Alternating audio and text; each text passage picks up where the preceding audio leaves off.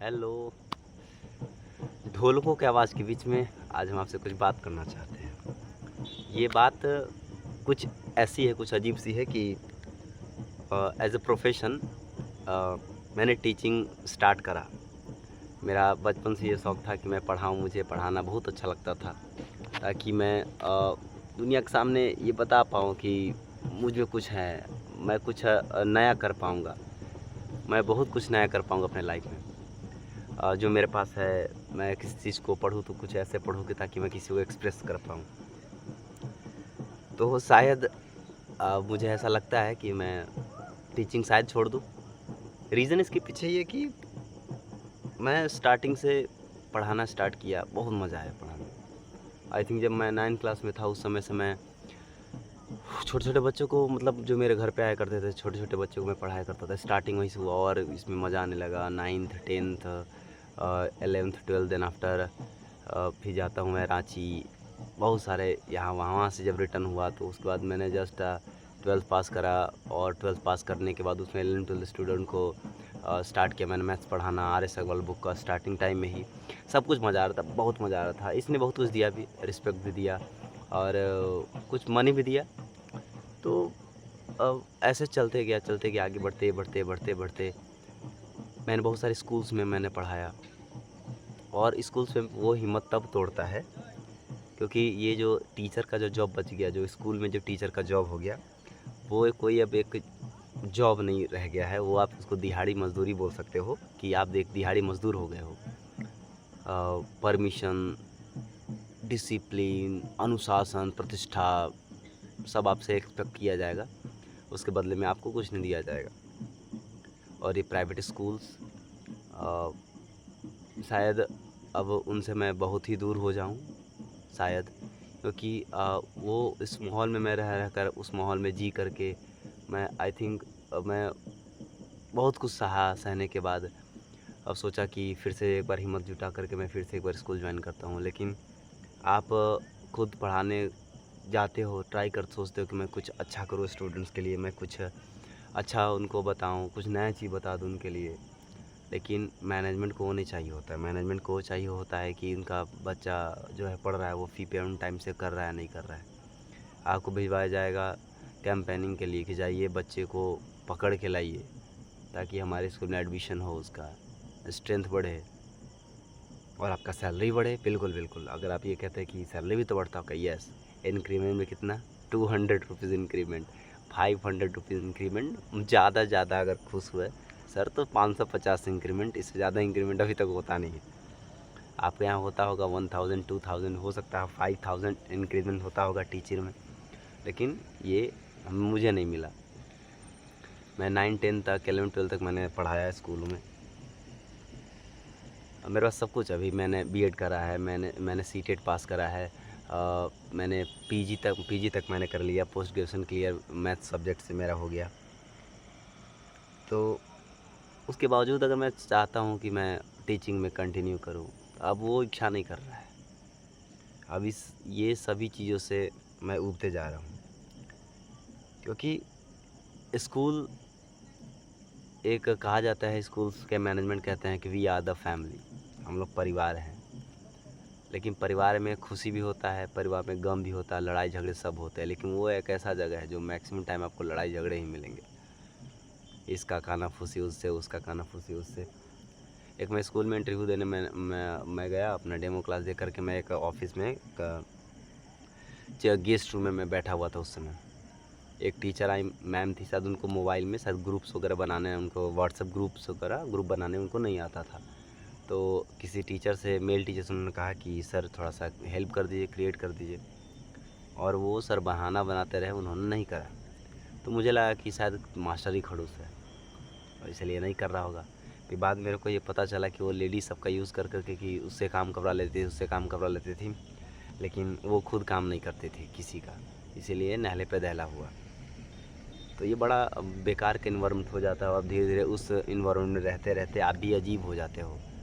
आप यहाँ से सोचना बंद कर देते हो क्योंकि आपको स्कूल यहाँ सोचने नहीं देती है। स्कूल वही बोलेगी, अगर बोलेंगे कि अभी 12 बज कर के रात, अभी दिन हो रहा है, सूरज सर पे है, तो हाँ बिल्कुल सर पे है।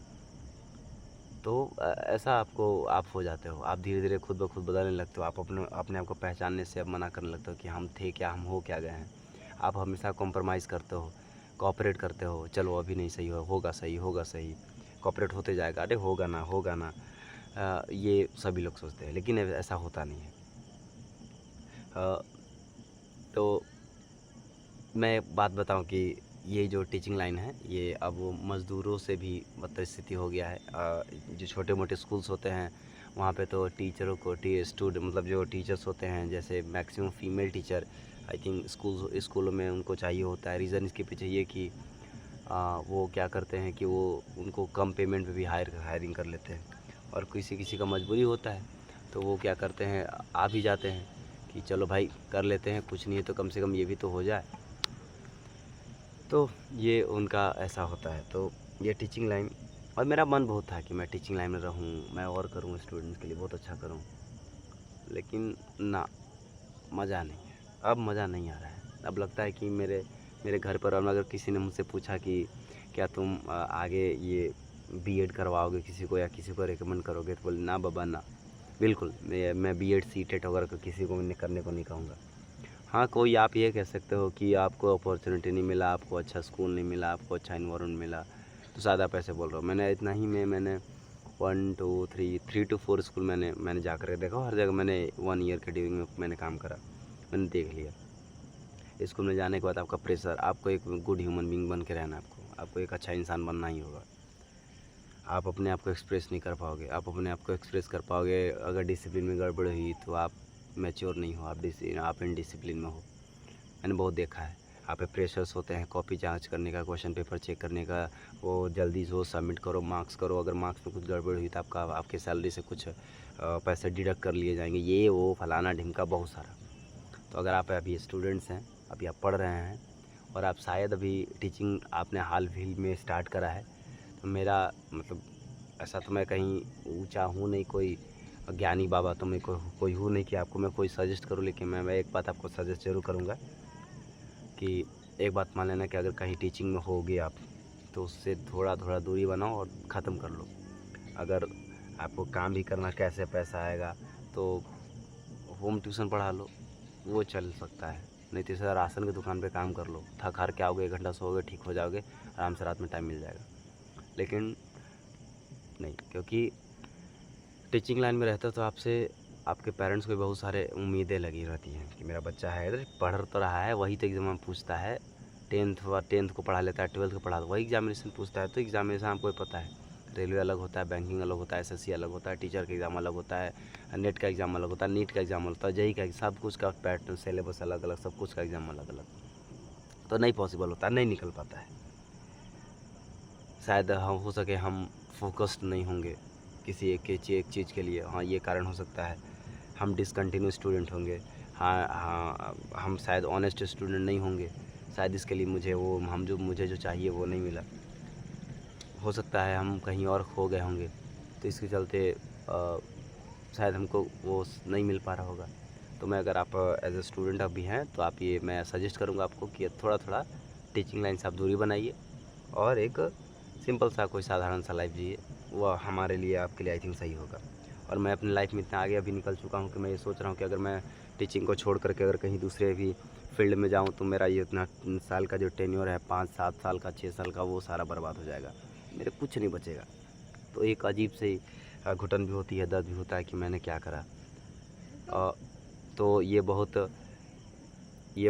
इम्पोर्टेंट होता है सबके लिए कि आप कैसे डील करते हो इससे, ये बहुत इम्पोर्टेंट है। तो एक्चुअली इसमें मैं तो यही बोलूँगा कि अब आपको साइड हो जाना चाहिए, क्योंकि आप धीरे धीरे इतने गर्त में चले जाओगे कि कुछ नहीं कर पाओगे, फिर प्रॉब्लम होगा आपको वहाँ से निकल कर। एक टीचर को, एक स्टूडेंट को टीचर बनने में कोई बड़ी बात नहीं है, लेकिन एक टीचर को फिर से स्टूडेंट बनना, फिर से अपने खुद के लाइफ में लौटना है, बहुत बड़ी बात हो जाती है। तो मेरा तो रिकमेंडेशन ये होगा कि ये फिर से एक बार ट्राई करो स्टूडेंट बनने का, क्योंकि मैं भी अब ट्राई कर रहा हूँ कि मैं भी स्टूडेंट बनूँ। ये शायद मेरे लिए अच्छा होगा, हो सकता है आपके लिए भी कभी थोड़ा बेनिफिशियल हो जाए। तो एक बार बी द स्टूडेंट बनो, क्योंकि आप 1000 सही काम कर लो, कोई देखेगा नहीं। मतलब आप 100 काम अच्छा करो, कोई अप्रिशिएट नहीं करेगा, शायद कोई एक दो कर दे, लेकिन गलती से कोई एक गलत काम आपसे हो गया तो सब लोग उसको याद रखेंगे ज़्यादा। तो इसलिए टीचिंग लाइन को बाय बाय करिए और ख़ुद में लौटिए, वापस आइए अपने देश में, और फिर से थोड़ी देर के लिए 1-2 घंटे के लिए अपने आप को समय दीजिए, अपने आप पे समय दीजिए, क्योंकि बाद में आपको रिग्रेट फील ना हो, बाद में आपको पछताना ना पड़े कि आपने क्या करा क्या नहीं करा। आपको ये नहीं सोचना पड़ेगा आपको ये करना चाहिए था, आपने ये नहीं करा, इस पैसे के चलते आपने ये कोर्स नहीं लिया, इस पैसे के चलते आपने वो नहीं किया, उसके चलते वो नहीं किया, ये रिग्रेट नहीं करना पड़े, क्योंकि यहाँ कोई किसी का होता नहीं है। क्योंकि 4-5 साल बाद अगर आप फिर से इस दुनिया में आओगे तो शायद जो आपके साथ थे वो भी साथ छोड़ के जा चुके होंगे। तो मुश्किल होगा उस समय आपको कि आपको क्या लेना है क्या देना है। आप हमेशा वो कहानियाँ सुनाओगे, मैं था तो ऐसा था, मैं क्या जानूँ वो था तो कुछ ऐसा मंज़र था कि बहाने हम सफ़र ये दिलरुबा, फलाना ढिमका, बेकार की बात है।